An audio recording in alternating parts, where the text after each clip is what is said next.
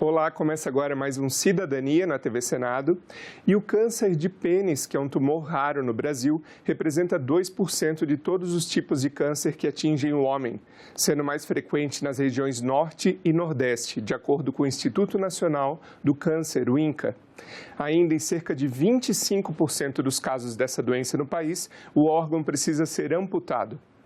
Para conversar com a gente sobre esse assunto, nosso convidado de hoje é o Dr. José Calixto, supervisor da disciplina de câncer de pênis da Sociedade Brasileira de Urologia. Bem-vindo, doutor. Obrigado, Sérgio. Obrigado em nome da Sociedade Brasileira de Urologia. A oportunidade de estar aqui falando com os brasileiros sobre uma doença que é tão importante, né, para o nosso país. Doutor, para a gente começar, o que causa o câncer de pênis? O câncer de pênis nós sempre rotulamos como uma triste realidade. Basicamente, a falta de educação sociocultural, a informação. É dizer primeiro que essa doença existe. Né? Muita gente acha que não existe o câncer de pênis. Mas a segunda causa é a falta de higienização correta do falo, do pênis. Dentre outras causas, é a ação do esmegma como substância cáustica, aquele líquido que lubrifica e deveria somente proteger a glande do pênis, e a face interna do prepúcio, que é a pele que recobre a glande do pênis, ou a cabeça do pênis. Esse esmegma como substância cáustica, somado à contaminação com um vírus chamado HPV, o prato está muito bem preparado para que o câncer de pênis ali se instale. Então, a falta de educação sociocultural somado a esses fatores e adicionado a isso o hábito de fumar, o câncer de pênis vem a se desenvolver. E como o homem identifica os primeiros sinais que levam até a procurar um médico até identificar a doença? Bom, a gente sempre diz, qualquer alteração no pênis, qualquer inflamação no pênis, qualquer vermelhidão, qualquer ferimento, qualquer nodulação que não tem resolvido nos últimos 30 dias, nos últimos 90 dias, com cremes, com medicações passadas, pelos clínicos, pelos enfermeiros da estratégia de saúde da família, pelos médicos, cirurgiões gerais, esse homem tem que ser encaminhado a um especialista, a um urologista, para fazer o diagnóstico diferencial entre uma lesão pré-maligna, uma lesão maligna ou uma IST, uma infecção sexualmente transmissível. Então, o diagnóstico é feito por um exame clínico, a palpação e exame local dessa lesão, e para confirmar se isto é ou não uma lesão cancerosa, tem que ser feita a biópsia dessa área quando nós suspeitamos que seja um câncer de pênis. Quando o urologista faz o diagnóstico diferencial e vê que aquilo não é um câncer de pênis, é uma IST, como sífilis, como os cancros penianos, como as lesões ulceradas por herpes, pelos fungos, o urologista vai fazer o diagnóstico diferencial, tratar de maneira correta as chamadas balanopostites, ou inflamações ou infecções do pênis, ou as lesões de pele que podem acometer. Mas o diagnóstico é feito pelo especialista. E o homem suspeita se aquela ferida, aquela lesão, aquela vermelhidão, aquele nódulo não resolveu com os exames e os remédios comuns, vamos dizer assim. Doutor, uma vez diagnosticado o câncer de pênis, qual que é o tratamento para esse paciente? Certo, mas deve estar na dependência do estágio da doença, né? O estadio da doença. O estadiamento da doença é feito por 3 pilares. Nós obedecemos 3 pilares. TNM. T de tumor, N de linfonodo ou nódulos, ou às vezes as pessoas conhecem como ínguas ou gânglios, e o M de metástase, de filiais à distância. O tumor sai de um local e se implanta em outro órgão, como o fígado, como o pulmão, como outros ossos. Você classificando essa doença neste homem, no tamanho do tumor, evolução por comprometimento de linfonodos inguinais ou outra parte do organismo, e as metástases, você propõe o tratamento. As doenças pré-malignas, nós tratamos com substâncias cáusticas, com laser, com fototerapia, com eletrotratamento ou cauterização elétrica. Já as doenças na fase inicial T1, ou TIS, chamado bem no início do início, a simples retirada da lesão e reconstrução do pênis, ela é viável, ela é curativa. Mas se a doença já evoluiu, comprometendo 1/3 do pênis, você vai ter que tirar metade do pênis ou quase todo o pênis. Se ela já evoluiu um pouco mais, comprometendo toda a haste peniana e quase que afundando na bolsa escrotal no períneo, você tem que tirar todo o pênis, inclusive o pênis interno, o pênis perineal, e implanta a uretra no períneo para que o homem passe a urinar sentado de outra maneira. Se esse tumor já saiu do pênis e comprometeu os linfonodos da região inguinal, já deu aquelas bolinhas, aquelas ínguas, você também tem que tirar esse tumor que já está nessa região inguinal. Ou seja, o tratamento vai muito na dependência do estágio da doença. A doença metastática avançada, ela também vai ser tratada de forma quase que resgate com quimioterapia. E hoje nós temos tentado desenvolver alguns outros tratamentos, como imunoterapia, terapia de células-alvo, que ainda estão no início do seu estudo de análise de eficácia. Então, o tratamento é baseado no estágio da doença, desde um simples tratamento de tirar somente a lesão a uma verdadeira mutilação do órgão sexual do homem, deixando sem o principal órgão fálico, que é o pênis. Agora, uma pergunta muito importante que dá título ao programa de hoje. O doutor comentou no começo do programa sobre as causas do câncer de pênis. E quais os meios de prevenir esse tipo de câncer? Primeiro, a educação. É informar para a população, como eu falei no começo, que a doença existe. Esse é o primeiro passo. O segundo passo é instruir esse homem que tem a pele em excesso, recobrindo a glande, que ele precisa retrair essa pele, puxar essa pele e lavar essa glande, no mínimo 2 vezes por dia.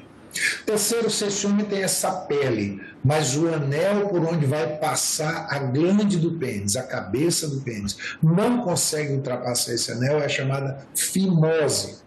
Ele precisa operar, ele precisa lavar a glande, e para lavar a glande ele tem que tirar esse anel para que essa glande seja exposta. É a cirurgia de fimose, de postectomia, de circuncisão praticada culturalmente pelos judeus. O outro passo é evitar contaminação por uma IST chamada HPV, vírus do papiloma homini, que leigamente conhecido como cavalo de crista, crista de galo, é o nome mais popular dessas verrugas que aparecem no pênis. E, por fim, não tendo esse comportamento sexual de risco, ou usando sempre um preservativo nas relações que ele desconhece a parceira ou o parceiro, é ele evitar o hábito do tabagismo. E nós também estamos implementando, discutindo e tentando bater muito forte nessa tecla, que é a vacina contra o vírus HPV. Nós temos no Brasil a vacina quadrivalente, que consegue coibir ou brigar imunologicamente falando com os subtipos 6, 11, 16 e 18 subtipos do HPV, que é ofertada de graça no SUS para os meninos e meninas, uma idade até 9 ou 14 anos, e que no Brasil essa procura pela vacina ainda é muito baixa. Nós temos batido muito nessa tecla e, na nossa opinião, deveria ser estendida a uma idade muito mais acima. Então, esse hábito de higiene, evitar comportamento sexual de risco, resolver o problema da fimose com cirurgia, fazer a vacinação das crianças e usar, como sempre se fala, o preservativo e deixar de lado o hábito de fumar, eu tenho absoluta certeza que nós reduziríamos ou reduziremos, tomara, nos próximos 10 anos, a incidência e a prevalência dessa doença em mais de 80%. O doutor comentou sobre o HPV, né, e a vacina para o HPV, que hoje no SUS, na rede pública, ainda não é ofertada ao público adulto. Porém, se o paciente é acometido do câncer de pênis e vai recorrer ao SUS para tratamento, para cirurgias, né, ele tem um custo para o governo aí.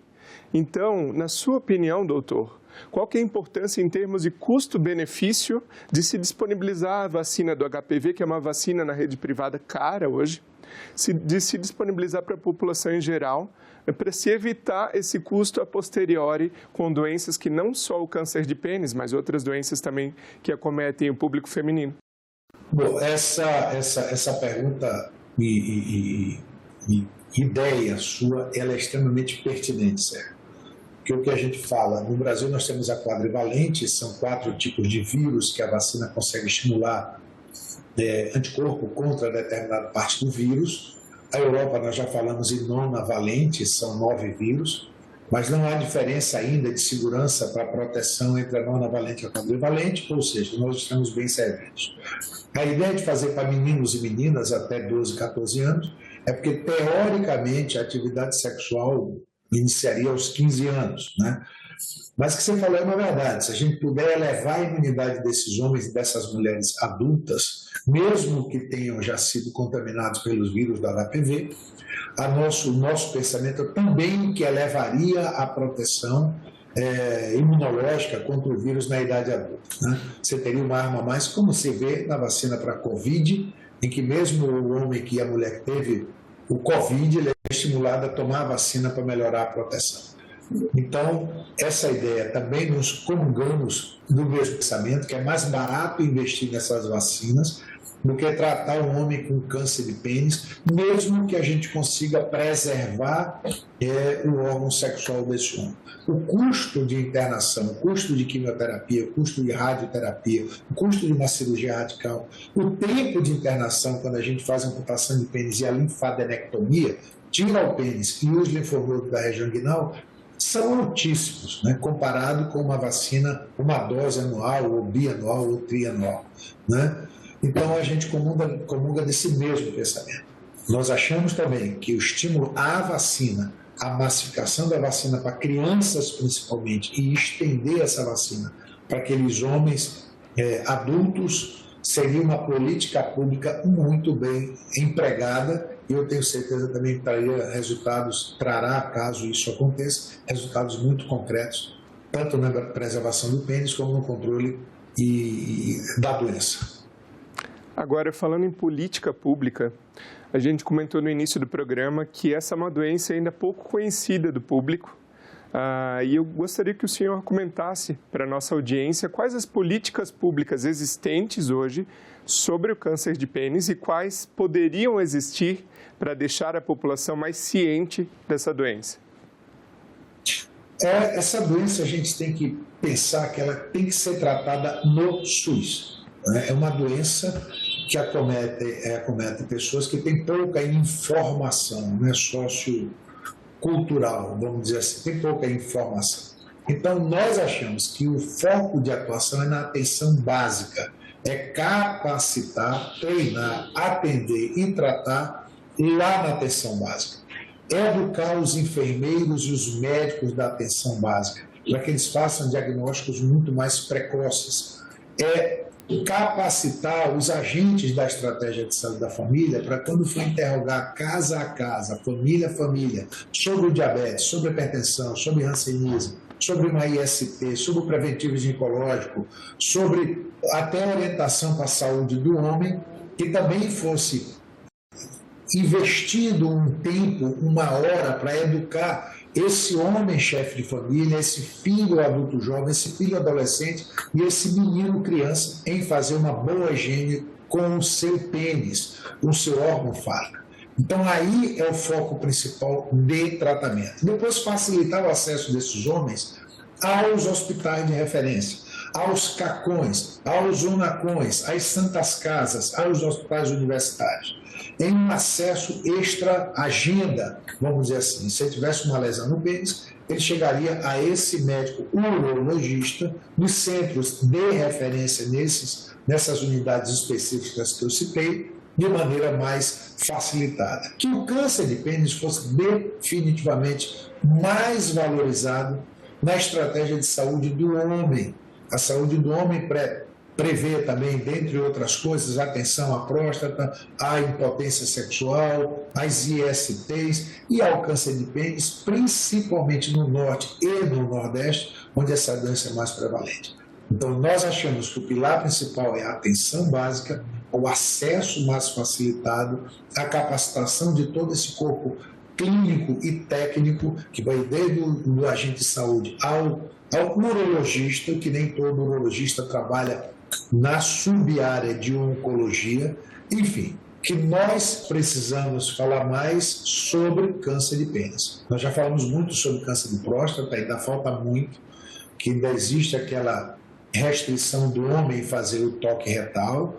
Nós falamos ainda pouco sobre câncer de testículo, sobre câncer de rim, sobre câncer de bexiga, mas no nosso país é uma triste realidade. Nós temos que amputar pênis, tirar o principal, o órgão fálico do homem, que é o pênis.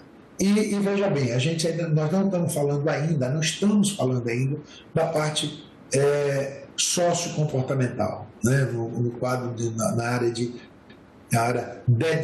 depressão por ter perdido o pênis, na ausência de ter e manter e continuar tendo relação sexual. E nós não estamos falando de homens muito idosos, não. Nós estamos falando de homens de 70 anos, de 60 anos, que ainda estão em plena atividade sexual. E pior, nós estamos falando de homens de 40 a 30 anos, homens de 40 a 30 anos, que vão ter toda uma vida pela frente. Nós temos a triste realidade de, às vezes, pegar um homem com cânceres muito avançados, pedindo no ambulatório para tirar aquele órgão sexual dele pelo cheiro forte, pela dor, pelo sangramento, pela impossibilidade de ele continuar trabalhando, mantendo sua família com seu trabalho, por estar ali com um tumor que impede ele do dia a dia, e ele nem pensa mais em atividade sexual. Então, é um tema que a gente precisa, sem dúvida, pautar, discutir cada vez mais. Agora, doutor, vamos falar mais sobre essa questão da amputação, O índice é muito grande, 25% dos casos ocorre amputação do órgão genital masculino. Como que fica a questão sexual para o homem? O doutor comentou antes que em alguns casos a amputação é parcial, outros total. E depois, existe alguma coisa em termos de prótese ou essa atividade sexual, essa vida sexual é interrompida, cessada? Como que funciona isso para o homem? Bom, primeiro a gente fala do estágio da doença. Se a gente tira só a lesão na glande do pênis, a gente ou tira só a glande do pênis, quando o tumor destruiu parte da glande, você tem uma haste peniana preservada. Ele consegue manter penetração, consegue manter atividade sexual, até porque a sensibilidade, o prazer, ele é subjetivo, ele está no inconsciente, ele está no sistema límbico. Ele não é literalmente só glande dependente. Mas se você tem que tirar metade do pênis, e esse homem ainda preserva um certo tamanho de 6 a 8 centímetros de haste peniana, o professor Antônio Carlos Pompeiro fez um trabalho há muito tempo atrás, em que esse homem conseguia ainda ter penetração. Mas se você tira aí 3/4 do pênis, você deixa um pedaço apenas para orientar a saída da urina pela uretra, ele não tem mais penetração. Então, pelo DataSUS, a gente vem em uma média nos últimos 10 anos, registrado no DataSUS, de 600 amputações por ano. Isso é uma estatística média, onde a gente tem um registro de base populacional, registro em prontuário. Esse país é um país continente. A gente tem, por exemplo, no interior do Maranhão, algumas cidades que fazem amputação de pênis e esse registro não é feito. Nós temos pacientes que têm da saúde suplementar, de convênios privados, e que esse registro também não é feito na base do DataSUS. Então, nós temos a certeza que no Norte e Nordeste isso é muito subnotificado. Então, respondendo diretamente à pergunta, se ele perde o órgão sexual para continuar vivo, ele não tem mais atividade sexual. Aí vamos partir para a segunda parte, prótese de pênis. A prótese peniana, ela é um bastão de silicone que você coloca dentro do corpo cavernoso. Ela pode ser semirrígida ou inflável. Ou seja, a semirrígida, o pênis fica 90% ereto, e a inflável, ele infla e desinfla, dá uma ereção muito próxima da normal. Mas, para a gente botar essas próteses, o pênis tem que estar íntegro, o seu corpo cavernoso. Então, a gente tira o corpo cavernoso desse homem que tem um câncer de pênis, tira todo o pênis ou parte dele. Então, não cabe colocar uma próstata no corpo cavernoso, porque não há mais corpo cavernoso. Mas existem as faloplastias, as reconstruções fálicas, em que, em alguns casos, nós usamos a prótese de pênis para dar a manutenção do tubo que a gente constrói com parte da pele do abdômen. Há uma técnica também que está sendo muito bem desenvolvida na Bahia, né, pelo professor Birajara Prata, aquele pequeno pedaço de pênis que restou da amputação, você subir esse pênis que está no oco perineal, dentro ou no fundo da bolsa escrotal, um pouco mais para cima, ganhando de 2 a 5 centímetros de tamanho e tentando dar ao homem um pouquinho mais de tamanho de pênis para penetração. Mas a faloplastia, a reconstrução fálica com peles de abdômen, retalhos da parede abdominal, eles não vão dar o prazer da sensibilidade da penetração. É uma reconstrução para permitir ao homem a penetração durante a relação sexual, mas não tem aquela mesma sensibilidade que é o órgão natural, que é o pênis. Em resumo, nós não temos como reconstruir o pênis, não há projetos, trabalhos em desenvolvimento para transplante de pênis, é um procedimento que a gente ainda não conversa de maneira na academia, a gente não discute isso ainda, né? Não tem protocolos para isso. Então a gente volta ao estágio inicial, ou seja, prevenir, tratar precoce ou amputar, tirar a vida sexual desse homem para ele continuar vivo. Com certeza ficou bem clara a importância da prevenção desse tipo de câncer para o homem. Queria agradecer a participação do Dr. José Calixto aqui no Cidadania e o meu muito obrigado a você que nos prestigia com a sua audiência. Essa entrevista e todos os nossos outros programas já estão disponíveis para você rever ou compartilhar no nosso site senado.leg.br/tv. Ou então pelo nosso canal no YouTube, aproveita, se inscreve lá e ativa o sininho para receber as notificações. Obrigado pela sua audiência e até o próximo Cidadania.